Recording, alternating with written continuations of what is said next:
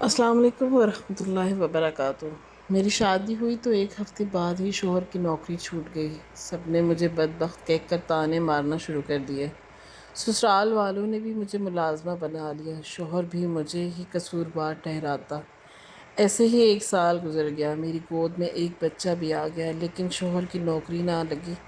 پھر ساس نے مجھے دھکے دے کر گھر سے باہر نکال دیا، واپس میکے آ گئی اور نوکری کر کے اپنا بچہ پالنے لگی۔ 6 مہینے ہی گزرے تھے کہ ایک شام میرے قدموں تلے زمین نکل گئی، کیونکہ میرے دفتر کے مالک نے مجھے اپنے کمرے میں بلوا کر میں نے سنا کہ مرد کا نصیب عورت سے جڑا ہوتا ہے۔ میری دوست کی شادی ہوئی اور اس کی ترقی ہو گئی۔ شادی کی پہلی رات کامران نے میرا ہاتھ پکڑ کر مجھ سے یہ بات کہی تھی اور شرمائی شرمائی اپنی نظریں نہیں اٹھا پا رہی تھی۔ وہ کہنے لگا کہ مجھے بھی یقین ہے کہ تم میرے لیے ایسی ہی کسی خوشخبری کو لاؤ گی۔ میں نے کہا کہ اللہ آپ کے کام میں برکت ڈالے، آپ کو ترقی دے۔ یہ تو ہر بیوی کی خواہش ہوتی ہے کہ اس کے شوہر کو ترقی ہو۔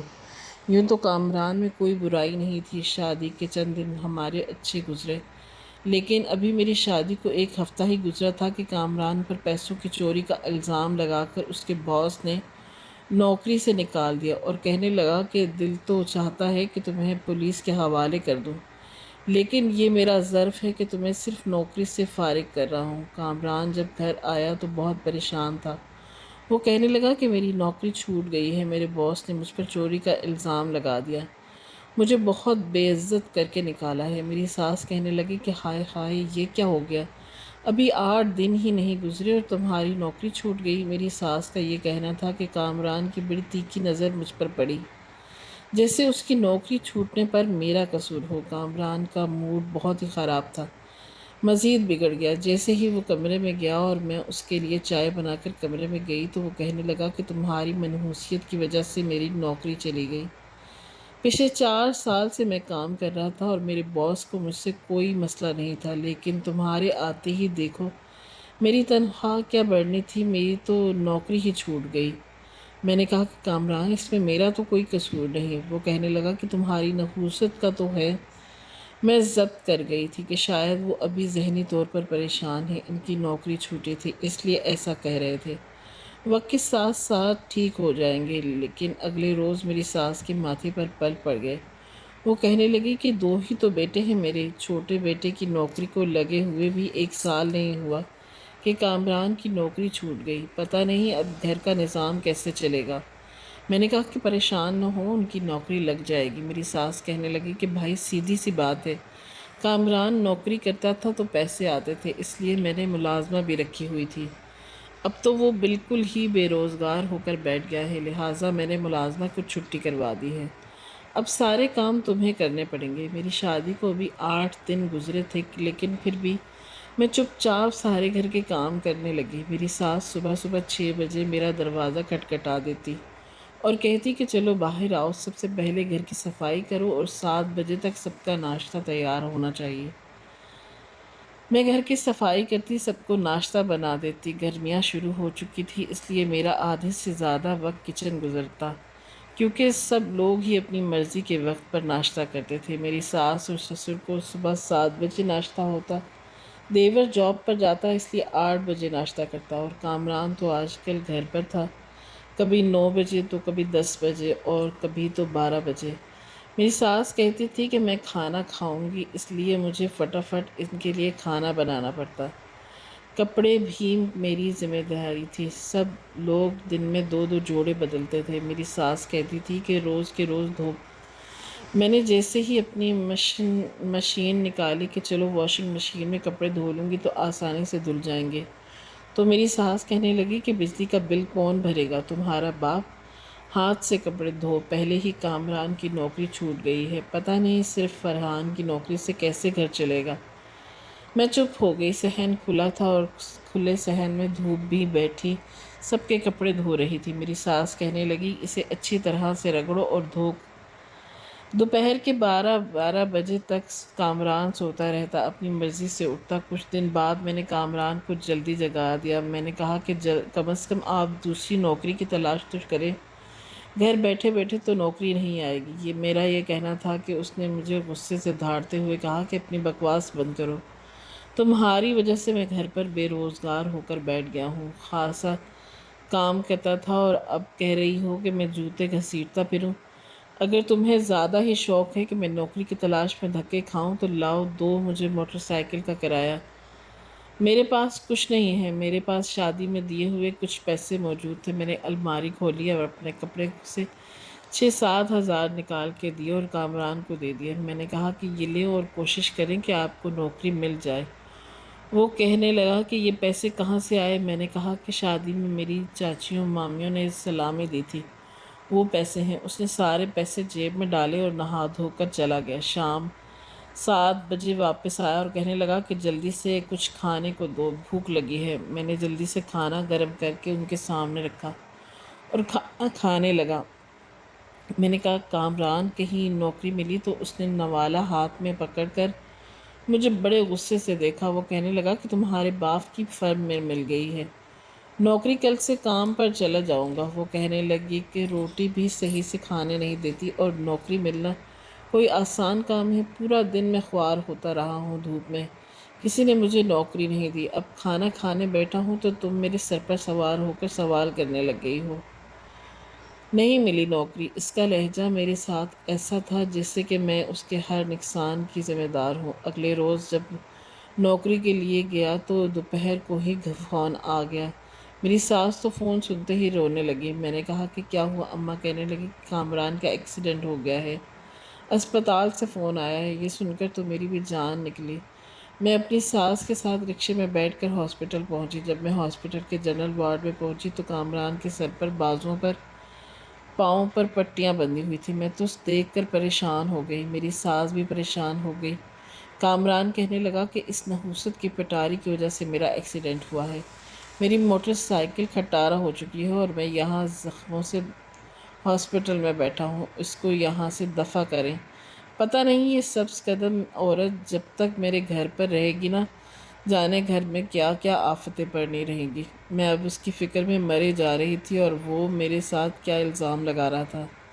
میرا قصور کیا تھا؟ اپنی ہی بے احتیاطی کی وجہ سے اس کا ایکسیڈنٹ ہوا اور الزام مجھے دے دیا۔ مجھے نہیں پتا تھا کہ یہ سبز قدم کیا ہوتا ہے، لیکن سبز قدم صرف عورت کو ہی کہا جاتا ہے، کوئی مرد کیوں سبز قدم نہیں ہوتا؟ جب سے میری شادی ہوئی تھی میری زندگی بھی تو پریشانیوں میں گھر چکی تھی۔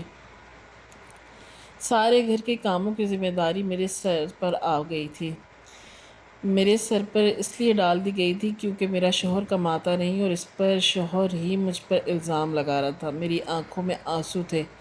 میری ساس کہنے لگی کہ ہائے ہائے، میرے بچے کی تو وہ قسمت ہی پھوٹ گئی جس سے یہ لڑکی ہمارے گھر پہ آئی ہے۔ میرے بچے پہ تو مصیبتوں کے پہاڑ ٹوٹ پڑے، پہلے نوکری گئی اور اب ٹانگ بھی گئی، کیونکہ ڈاکٹر کہہ چکا تھا کہ کامران کی ٹانگ کی ہڈی ٹوٹ گئی ہے، آپریشن کروانا پڑے گا۔ میری ساس کہنے لگی کہ تمہاری وجہ سے یہ سب کچھ ہوا ہے، جاؤ جا کے اپنے باپ کو کہو کہ پیسے دے۔ میرے بیٹے کا آپریشن نہیں ہوا تو دیکھ لینا میں کیا کرتی ہوں، میں تم لوگوں کی عزت کا جنازہ نکال کر رکھ دوں گی۔ میں پریشان ان کی شکل دیکھ رہی تھی کہ میں اپنے باپ سے کیا کہوں، جس نے بمشکل لوگوں سے قرضہ لے کر میری شادی کی تھی۔ پتہ نہیں سسرال والے لڑکی اور لڑکی کے گھر والوں کو موٹی آسامی سمجھ لیتے ہیں کہ اب وہی ان کے اخراجات پورے کریں گے اور بہو ان کے گھر کے ملازمہ بن کر رہے گی۔ میں نے کہا کہ اماں اس میں میرا کیا قصور ہے؟ کامران نے ہی ٹھیک سے موٹر سائیکل نہیں چلائی۔ میرا یہ کہنا تھا کہ کامران کہنے لگا کہ سن لیا اماں آپ نے، تو اس منحوس عورت کی وجہ سے میں آج ہاسپٹل کے بستر پر لیٹا ہوں، بجائے کہ یہ پیسوں کا انتظام کرے اسے میری ہی پرواہ نہیں، یہ مجھے غلط ثابت کرنے پر تلی ہوئی ہے۔ اگر کوئی اور عورت ہوتی تو روتی پیٹتی اپنے گھر والوں سے جیسے تیسے پیسے لے آتی، میری ٹانگ کا آپریشن کرواتی، لیکن یہ چاہتی ہی نہیں ہے کہ میں لنگڑا رہوں۔ میں روتی ہوئی ہاسپٹل سے باہر آ گئی، رکشہ پکڑا، سیدھی اپنے میکے چلی گئی۔ میرا ایک ہی بھائی تھا، اس کے اپنے بچے تھے، بیوی تھی، بوڑھے ماں باپ تھے، لیکن پھر بھی میں نے رونا دھونا شروع کر دیا کہ میرے شوہر کا ایکسیڈنٹ ہو گیا ہے، مجھے پیسوں کی اشد ضرورت ہے۔ میرا بھائی بھی یہ سن کر پریشان ہو گیا، اس نے اپنے دوست سے ادھار پیسے پکڑے اور مجھے ہاسپٹل لے کر آ گیا۔ آپریشن کے پیسے بھی ہاسپٹل میں اسی نے بھرے اور مجھے تسلی بھی دی کہ ٹھیک ہو جائے گا۔ پریشان مت ہو، اتنا کچھ کرنے کے بعد بھی کامران مجھے ہر وقت برا بھلا کہتا۔ آپریشن ہونے کے بعد دوسرے دن اس کے ہاسپٹل سے چھٹی ہو گئی۔ میرے کندھے پر اس نے اپنا سارا بوجھ ڈال رکھا تھا۔ میں ایک عورت تھی، ایک مرد کا بوجھ برداشت کرنا میرے لیے مشکل تھا، لیکن پھر بھی میں نے اف تک نہیں کی۔ اسے گھر لے کر آئی اور ہر ایک کام کے لیے مجھے اس کے پاس جانا پڑتا اور اس پر بھی مجھے 100 باتیں سننا پڑتی۔ تمہاری وجہ سے میں محتاج ہو کر رہ گیا، میری ٹانگ ٹوٹ گئی اور میں اس کی کڑوی کسیلی باتیں سنتی رہتی۔ مجھ میں کام کا بوجھ مزید بڑھ گیا تھا، ایک تو گھر کے کام، پر سے کامران کا ہر کام مجھے کرنا پڑتا۔ کبھی کہتا کہ کمرے میں میرا جی گھبراتا ہے، مجھے صحن میں لے جاؤ، اور میں اپنے کندھے پر اس کا بازو رکھتی اور اپنا سارا بوجھ مجھ پر ڈالتا اور مجھے لگتا تھا کہ جیسے میں گر جاؤں گی۔ بڑی مشکل سے اپنے قدم میں زمین پر جما کر اسے صحن میں لے جا کر کرسی پر بٹھاتی، اور پھر بھی وہ مجھے ہر وقت کوستا برا کہتا رہتا۔ تمہاری وجہ سے ہو رہا ہے۔ میری ساس بھی کامران کے ساتھ مل کر مجھے سناتی۔ وہ کہتی کہ ہمارے پڑوس میں نجمہ رہتی ہے، ارے جب سے اس کی شادی ہوئی ہے اس کی شوہر کی تو قسمت ہی کھل گئی ہے۔ پہلے اس کی 10,000 تنخواہ تھی، اب 25,000 ہو گئی ہے، اور اللہ نے اپنا گھر بھی دے دیا۔ اس کے سسرال والوں نے تو اپنے داماد کو اتنی عزت دی ہے کہ بیٹی کو گھر لے کر دیا ہے، ڈھیر سارا جہیز دیا، اور ایک ہماری بہو ہے۔ توبہ توبہ، جب سے آئی ہے مصیبتیں ہی ہم پر ٹوٹ پڑی ہیں۔ کامران کہنے لگا کہ سچ کہہ رہی ہیں اماں، آپ یہ سب کچھ اس کی وجہ سے کہہ رہا ہوں۔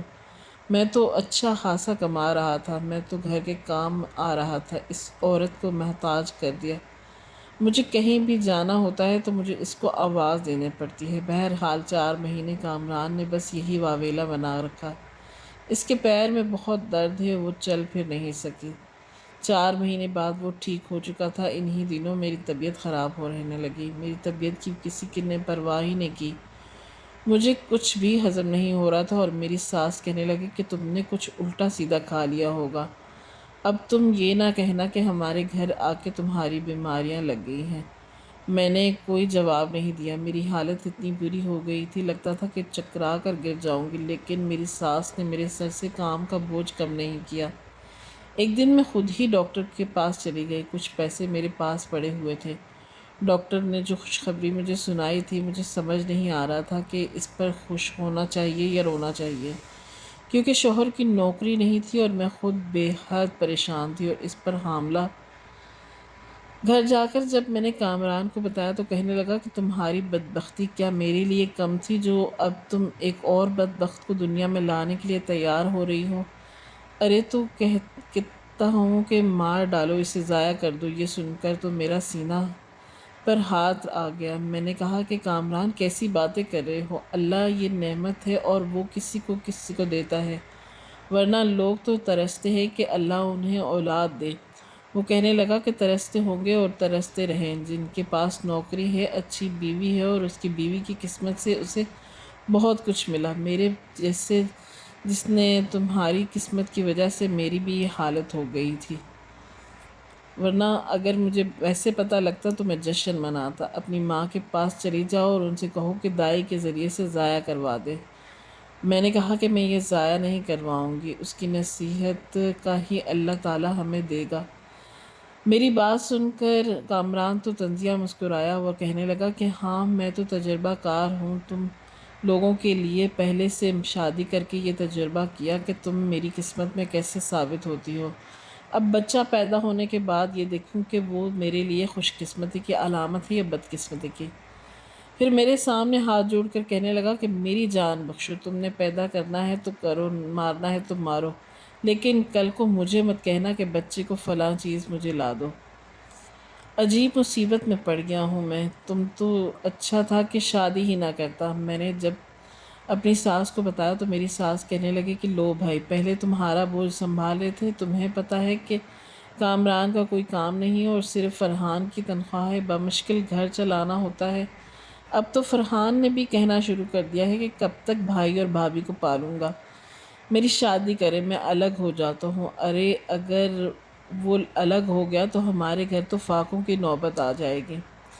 اس بچے کو کون پالے گا؟ اس کے اخراجات کون اٹھائے گا؟ میں نے شوہر کی بھی سن لی اور ساس کی بھی، لیکن بچے کو ضائع نہیں کیا۔ میں کیوں خدا کی نعمت پر ناشکری کرتی؟ میں نے چپ سادھ لی، گھر کے کام ویسے ہی کرتی رہی جیسے کرتی تھی۔ اب تو میری ساس نے مجھ پر مزید سختی شروع کر دی تھی۔ وہ کہتی تھی صحن میں کپڑے پھیلانے کی ضرورت نہیں ہے، جاؤ چھت پر جا کر کپڑے پھیلا کر آؤ۔ حالانکہ ڈاکٹر نے مجھے سیڑھیاں چڑھنے اترنے سے احتیاط برتنے کو کہا تھا، لیکن بھاری کپڑوں کی بالٹی اٹھائے چھت پر جاتی، کپڑے پھیلاتی۔ میری ساس میرے کئی چکر لگواتی، کچن میں میرا پورا دن رکھتی، کھڑی رہتی۔ سب کچھ فرحان کرتا اور وہ کماتا ہے تو گھر کا نظام چل رہا ہے۔ کامران نے تو جیسے نوکری ڈھونڈنی ہی چھوڑ دی تھی، کہیں بھی نہیں جاتا تھا، پورا دن موبائل پر لگا رہتا۔ کئی دن بعد اسے دبے لفظوں میں کہتی کہ کامران کوئی نوکری ڈھونڈو، تمہاری نحوست جب تک مجھ پر ہے کچھ نہیں ہو سکتا۔ 9 مہینے میں نے آرام کر کے نہیں دیکھا تھا۔ میں نے ایک بیٹے کو جنم دیا، چھوٹے سے معصوم سے بچے کو پکڑ کر میں اسے پیار کر رہی تھی۔ ہاسپٹل کا سارا خرچہ میرے بھائی نے اٹھایا تھا، حالانکہ وہ خود بھی مالی طور پر پریشان تھا، لیکن پھر بھی اس نے میرا خرچہ اٹھایا۔ اپنے بیٹے کو گود میں پکڑ کر پیار کرتی، وہ کہتا تھا کہ منحوس ماں کا منحوس بیٹا ہے۔ میں نے دل برداشتہ ہو کر سب کچھ برداشت کیا۔ جب سسرال گئی تو میری ساس نے ایک بار پھر پوتے کو پیار کیا، نہ میری خیال کیا۔ اس سال حالت میں بھی وہ مجھ سے کام کرواتی۔ کامران تو یوں تھا کہ جیسے ذمہ داری اس پر ہے ہی نہیں۔ انہی دنوں فرحان کو ایک لڑکی پسند آ گئی۔ وہ کہنے لگا کہ میں نے شادی کرنی ہے، کیونکہ گھر میں چلاتا ہوں اور گھر میں صرف ایک ہی کمرہ ایسا ہے کہ جہاں میاں بیوی رہتے ہیں۔ وہ کمرہ میرے پاس تھا۔ فرحان کی بات سن کر میری ساس نے کہا کہ بھئی اپنا انتظام کہیں اور کرو، کیونکہ میں نے فرحان کی شادی کرنی ہے۔ کامران کہنے لگا کہ میرا کیا قصور ہے؟ آپ اپنی پسند سے اس کو لائی تھی، اب یہ منحوس نکلی ہے تو میں کیا کروں؟ تو یہ گھر نہیں چھوڑوں گا۔ میں نے کہا کہ میرا بچہ ہے، میں کہاں جاؤں گی؟ میری ساس کہنے لگی کہ جہاں مرضی جاؤ، یہاں سے باہر نکلو، میں اب تم لوگوں کو نہیں پال سکتی۔ کامران تو میرا بیٹا ہے، اس کی 2 روٹی ہم پر بھاری نہیں، البتہ تم اپنے بیٹے کو لے کر یہاں سے دفع ہو جاؤ، تمہاری نحوست نے ہمارے گھر کا راستہ دیکھ لیا ہے، اچھا ہے کہ تم ہمارے گھر سے نکلو۔ میں نے بہت منت سماجت کی، کامران کے پیر پکڑے، اپنی ساس کے پیر پکڑے، لیکن وہ مجھے دھکے دے کر گھر سے باہر نکال دیا۔ اپنے بچے کو گود میں پکڑے میں ان کی منت سماجت کرتی رہی، لیکن اس نے مجھے گھر سے نکال دیا۔ کامران نے بھی مجھے طلاق دے دی۔ میں روتے دھوتے جب بھائی کے گھر آئی تو میری بھابھی کے ماتھے پر بل پڑ گئے۔ وہ کہنے لگی کہ لو بھائی، پہلے اس کا بوجھ اٹھانا پڑتا تھا، اب اس کے بچے کا بھی اٹھائیں گے۔ میرا بھائی اپنی بیوی سے کہنے لگا کہ چپ ہو جاؤ، تمہیں پتہ نہیں وہ کس حالت میں واپس آئی ہے۔ میری بھابھی کہنے لگی کہ بس اپنا گھر تو بسا نہیں، میرا گھر بھی برباد کرنے آ گئی، سنبھال لو اپنی بہن کو اور میں میکے چلی جاتی ہوں۔ میں نے بھابھی کو کہا کہ خدا کے لیے آپ کہیں مت جائے اور میرا بچہ آپ پر بوجھ نہیں بنے گا۔ میں پڑھی لکھی تھی، 14 جماعتیں پاس تھی، کمپیوٹر کچن کورسز میں بھی کر رکھے تھے، اس طرح سے کام آ جائیں گے۔ مجھے تو لگا تھا کہ شادی ہوگی تو میرا شوہر ہی کمائے گا اور میں گھر چلاؤں گی، کیونکہ عورت کی ذمہ داری گھر چلانا ہوتی ہے۔ میں نے 1-2 جگہ نوکری تلاش کی، میں خوبصورت تھی اس لیے مجھے نوکری بڑی آسانی سے مل گئی، میری ڈگریوں پر نہیں بلکہ میری خوبصورتی پر، کیونکہ جب میں نے انٹرویو دیا تو میرا باس سر سے پیر تک مجھے ہی دیکھ رہا تھا۔ میں نے جب اپنے ڈاکومنٹس اسے دکھائے تو کہنے لگا کہ آج کل تو بی ایک کوئی اہمیت نہیں رکھتا۔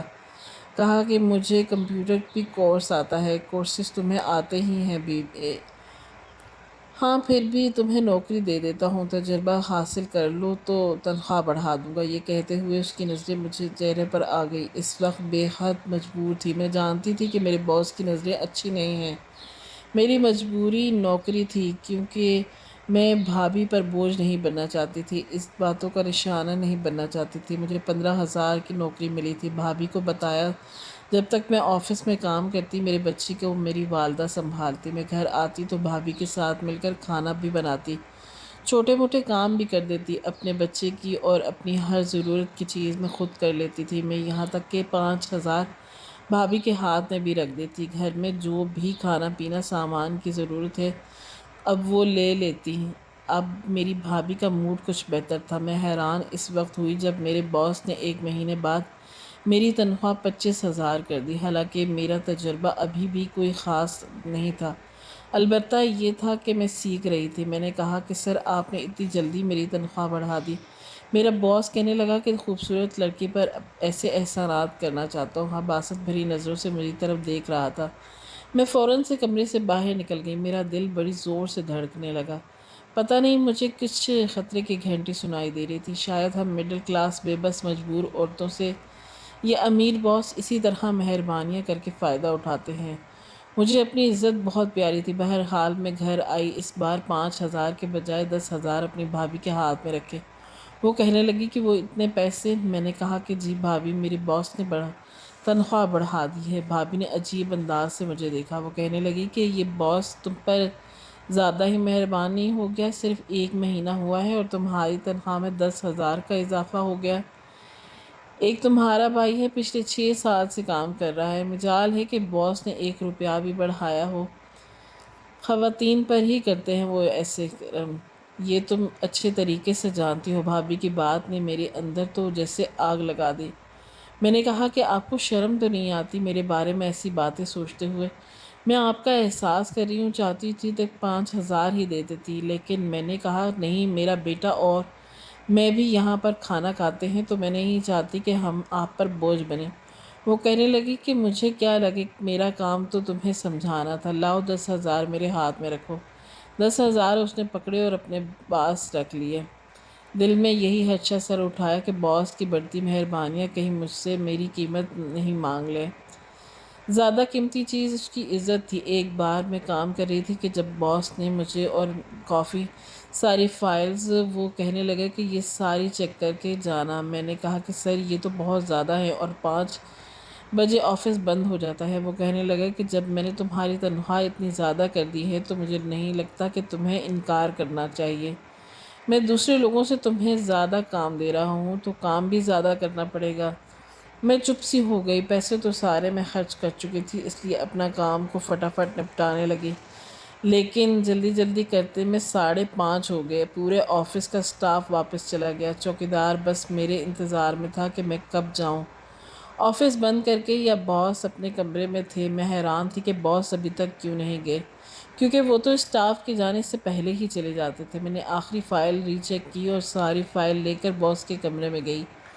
وہ فون پر کسی سے بات کر رہے تھے، کہہ رہے تھے کہ آج بہت کام ہے۔ میں نے سارے اسٹاف کو روک لکھا ہے، میں دیر سے آؤں گا، اس لیے کھانے پر میرا انتظار نہ کرنا۔ شاید انہوں نے اپنے گھر پر فون کیا ہوتا، حالانکہ سارا اسٹاف تو جا چکا تھا، صرف میں تھی۔ باہر ایک چوکیدار کھڑا تھا۔ میں نے کہا کہ سر یہ فائل چیک کر لیں۔